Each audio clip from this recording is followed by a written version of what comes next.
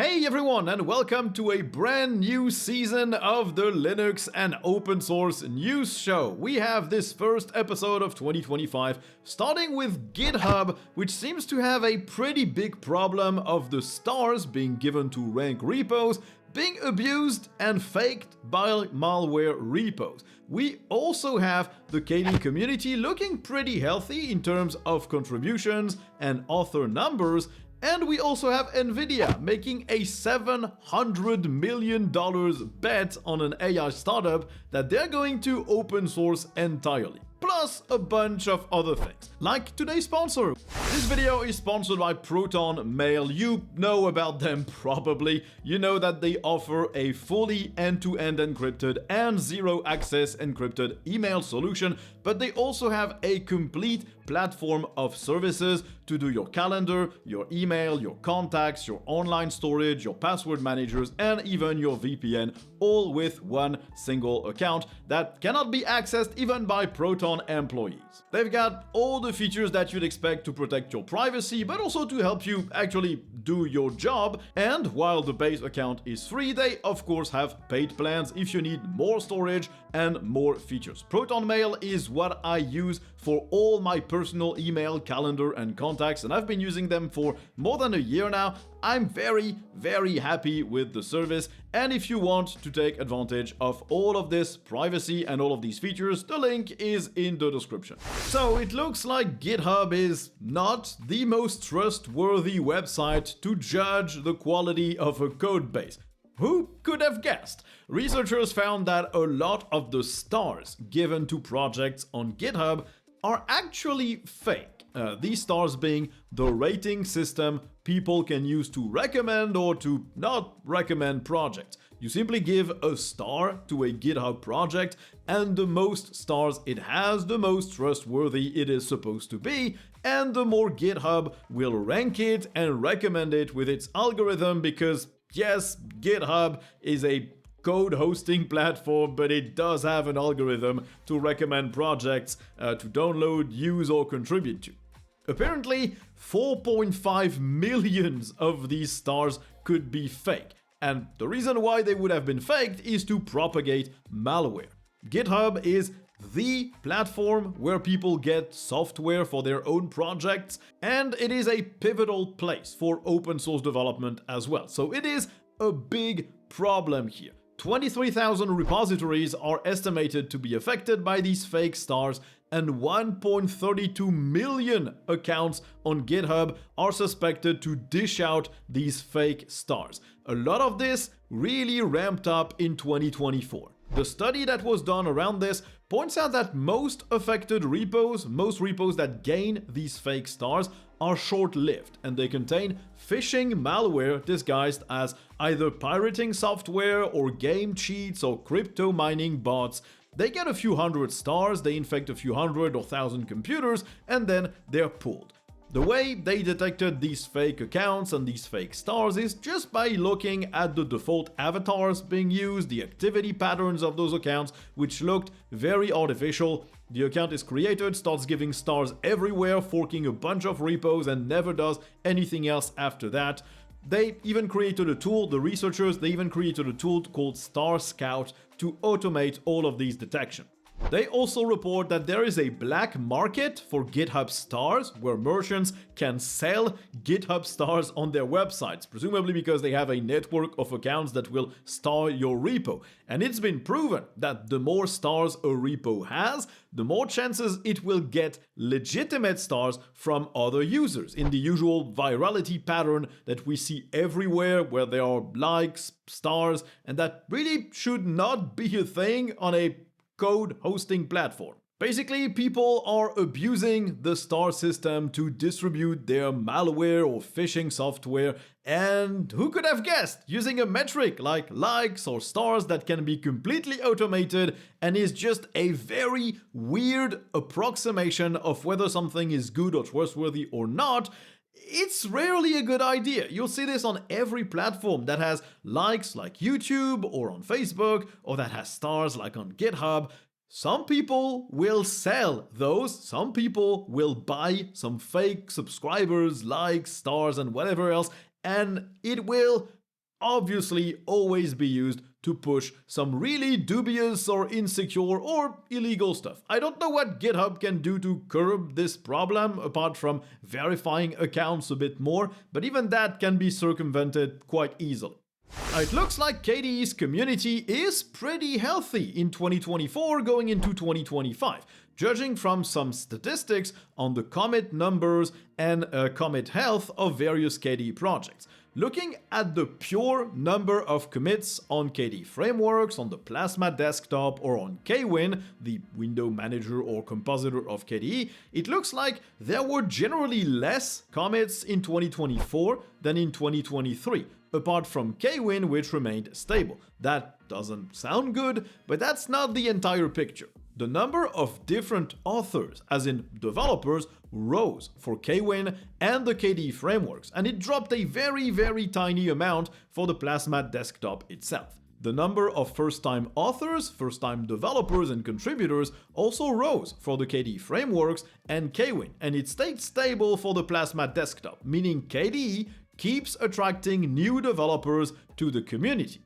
The number of people authoring 80% or more of the commits, so the people holding up these projects, also diminished for Kwin but rose for Plasma and the frameworks, which is less good, because it means that in these two projects at least, the brunt of the work rests on a few people. It would likely be healthier to have a more distributed amount of commits, where plenty of developers each contribute a small portion. But that's not how most open source projects behave. You always have a core of a few developers that do most of the work, sometimes paid developers, and you have plenty of people contributing smaller fixes and features here and there. So all in all, things look good for KDE. Plasma 6.3 is well on its way. I think it's planned for about in a month, like early February, and we still don't know when KDE will move to the 2 releases per year only. That's something they said they wanted to do once Plasma was stable enough. I think that it really is, because judging by the number of bugs and their severity, I don't think KDE and the Plasma desktop has been in a better space ever since the release of the last version of KDE 3.5. So I think they're at that point now. Maybe after 6.3 they will only start doing 2 releases per year. We'll have to see. At any rate, congratulations to the KDE team. You're still doing an awesome job. KDE is still my default desktop. I do sometimes look longingly at GNOME and its real simplicity, awesome design, and great app library, but also KDE has that special something that always pulls me back, even though I don't necessarily customize it a lot.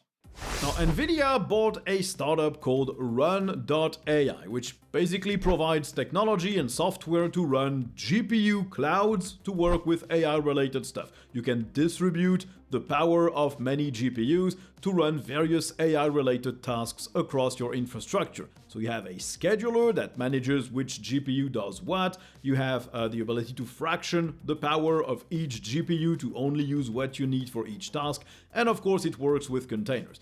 So that's an Nvidia thing now. They bought it, and they bought it for an undisclosed amount, but the company was valued at $700 million when Nvidia approached them in April, so chances are that's what they paid at the very least. And apparently they're going to open source the entire thing. Right now, run.ai only supports Nvidia GPUs, but they hope that by open sourcing it, it will be available to everyone and work with every vendor. Which seems like a strange move from Nvidia. Why wouldn't they want to keep this Nvidia only? The goal here obviously is adoption. They want to be the platform that you build on for AI, no matter the GPU you use or have access to. They can then start adding Nvidia specific features or features that perform better with Nvidia GPUs to push people into buying their hardware. There might also be some kind of antitrust competitiveness issue where Nvidia is starting to look like a very big player on the AI scene, and if they don't want to have probes launched into whether they might abuse their position, well, they might as well open source everything so they can say, hey, we're not limiting anything. Everyone can take our code base and use it. Now, they didn't say which license this would be under, though, so hopefully this isn't one of these we're gonna call it open source, but it's actually source available kind of things. Now, it's no secret that I really dislike the current state of AI and how unethical it can be, but if AI is going to be a big thing, then might as well be as open source as could be. It's not the same thing as open sourcing an entire training dataset or an entire model. This is just an architecture infrastructure thing that you can use to do stuff related to AI. But if this part is open source, it's always better than if it is not. So congrats to Nvidia for this. It's not often that you can say Nvidia does a good thing. We'll have to wait and see which license they go with. But yeah, the idea isn't bad. Now there we are. We have Mozilla's first foray into AI with their first extension called Orbit. It's an AI-powered assistant for Firefox that lets you summarize web content. It is still in beta. It is an extension that you can install from the Firefox extension marketplace that's accessible to basically every Firefox-based web browser. You can access this assistant from the web page itself. There's a circular button floating over the web page that you can move around, minimize, hide, or whatever else. And hovering over this circle displays a few options to either summarize the contents of a page or talk to a chatbot to ask questions specifically about the contents of that page. General questions that don't concern the contents of the website will not be answered, or you can change the settings. All of these answers appear in a sidebar that slides over the web page that you're currently looking at, and you can also flag the responses if they feel completely inaccurate. It apparently also lets you summarize YouTube videos if the transcriptions are enabled and available for that video. Right now this only works in English, and it uses the Mistral model hosted by Mozilla in the cloud. Mozilla doesn't share your queries with anyone, they don't share any user information either, and they say they can swap between models at any moment if something becomes better than what they use or if Mistral becomes questionable, I guess. So all in all, if you want to use AI and you like Mozilla and Firefox, then I guess this isn't a bad extension to have. You're still placing your comprehension and overall reading or watching of content in the hands of a piece of software that will greatly simplify it and basically take away your own viewpoints and conclusions from the thing. You would have drawn those conclusions if you had read it or watched it yourself, but there you're gonna be spoon-fed some of those conclusions, which is why I don't really like these summary tools. If you're interested in a piece of content, article or video, then read it or watch it. If it's for work, then you are supposed to read it or watch it entirely. If you don't have the time or you're not interested, then put that task back to later. It's fine. You don't have to speed read or speed watch something and miss half the point or the nuances of that content. But some people really want those kind of features, and I guess if you have to have them, might as well use them from Mozilla instead of using them from a big tech company. Now, x.org is not dead. Well, it is dead, but also not really. It is undead, as 2024 saw way more contributions to x.org than 2023. In fact, it saw more contributions than any year since 2014.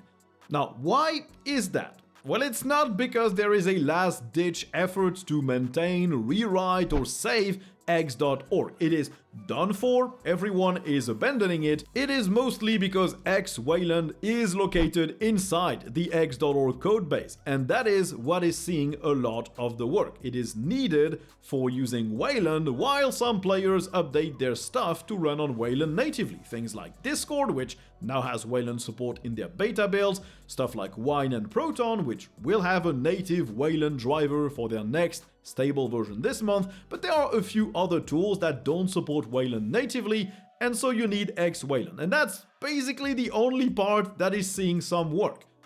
The number of people actually contributing to x.org is at its lowest point, with 35 authors, down from 44 in 2023, meaning about 9 people just completely dropped. This project has never seen such low numbers since 2003. There's also a very prolific developer, Enrico Weigelt, which has submitted fixes for a lot of issues for testing and automated continuous integration stuff. He's responsible for 63% of X.org commits this year. Everyone else just focused on X Wayland. So basically, the only way the number of contributions rose for X.org is because a lot of big security vulnerabilities were found, some of those like 12 years old, and they had to be fixed, so they were, and X Wayland needed to be finalized for the transition to Wayland to be fully possible and doable, and so that's what was contributed. Chances are, over the next few years, the number of authors and the number of contributions will just drop as X Wayland is slowly less and less necessary, and more of the last remaining few apps support Wayland natively. There's no two ways about it, X.org is completely dead, or it is on its last throes. The last few gasps are just here to make sure that the few distros that still default to X.org still have something that is relatively secure and doesn't have that many bugs, but no one is going to revive it and bringing back up to par with Wayland. That's just not happening. Now you might know of and you might use Bottles, the app that lets you automatically create wine prefixes for each game or each Windows app that you install, and it lets you configure that software with wine and a bunch of other tools. Well, the developers are working on a rewrite and a brand new graphical user interface, and it turns out they've chosen Rust and Libcosmic as their tools. They initially wanted to use Electron, but they decided not to because the community was pretty vocal about how Electron is not a good choice for anything. So they went with Rust. They say Rust is a very performant language, it's a solid and robust one, and they said that even though they wanted to go with Go as their preferred language, it just did not have access to any quality graphical user interface toolkits, where Rust had Libcosmic, and also plugs for GTK and presumably Qt as well. Libcosmic being developed by System76 to build their Cosmic desktops and its applications. So, the developers for Bottles will also need to rely on C# and .NET because they need to integrate with Windows APIs through Wine Bridge, and so they say they might as well use Microsoft's languages, it will make this integration easier. The dev team will be finalized in a few days, and then they will start on the task list to work on for this entire rewrite and on opening the public repos. They also reassured the current users of Bottles, saying that a GTK client will still exist. They will have a Libcosmic client, but also a GTK user interface for people who enjoy the current one. The current version of Bottles, which is a libadwaita app, will still be maintained in the meantime as well. And if you're wondering why a rewrite was necessary, it is apparently because the current codebase is limiting and it prevents Bottles from doing a few things like being run and usable properly on handhelds with a suitable user interface. There's some accessibility related things that they can't do, some parental controls that they can't integrate. There's also a brand new engine in the background that they'll work on that doesn't rely on Python and Bash scripts, so presumably it will work a bit better. Maybe it will let people build scripts in a much bigger variety of languages to auto-install and configure applications. It might just make Bottles a lot more powerful and a lot more reliable. Now, personally, I don't really use Bottles. I think the app is awesome, but I don't run Windows software on my computer, apart from a few games that I just run through Steam or the Heroic Games launcher. I don't need a third-party one, but a lot of people do, especially if you have like discs or alternatively sourced games. I guess Bottles is your best way to actually install those and run them, so it does have a lot of use cases. And if you just run a bunch of Windows programs like .exe apps, not games, on your Linux systems, Bottles is a nice way to keep them separate and configured properly. It is also basically much better than Crossover, which is the paid version of Wine, apart from the fact that you don't get the paid support, which is the main reason to use Crossover, apart from financially supporting White.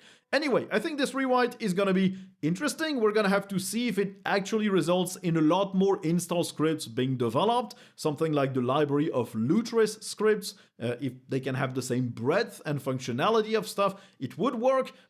We already had stuff like Play on Linux and Lutris, and it doesn't seem like it's really breaking through to users, so I'm not sure if Bottles can accomplish that either, but at least they're gonna give it a solid try, and the current app is pretty good, so I wish the best to the dev team. I hope they succeed. Just like I wish you the best of computers, thanks to our sponsor, Tuxedo Computers. They make laptops and desktops that ship with Linux out of the box. They're based in Germany, but they ship to almost every country in the world. They have a big range of computers that will fit every price point, every need. They have a bunch of keyboard layouts that you can choose from. They have a bunch of parts that you can select, and every device is very customizable. Tuxedo is all I use these days to make this podcast, to run my YouTube channels, to game. Everything is done on Tuxedo devices on their distro, Tuxedo OS, which is still an indication that it really does work pretty well. Anyway, if you need a new computer, you can click the link in the description of the episode and get to Tuxedo's website. Check them out, they're really, really good. Okay, so this will conclude today's episode. I hope you enjoyed watching or listening to it. You know what to do with all the usual YouTube buttons. The channel needs your likes, your subscribes, your bell notification stuff, and your comments to keep growing and to keep being recommended. YouTube has not been kind to this channel in 2024, but maybe 2025 is the year where we finally pick back up, which would be cool. Anyway, thank you all for watching, listening. You know what to do with the links in the description as well. Won't annoy you with that anymore. See you in the next one. Bye.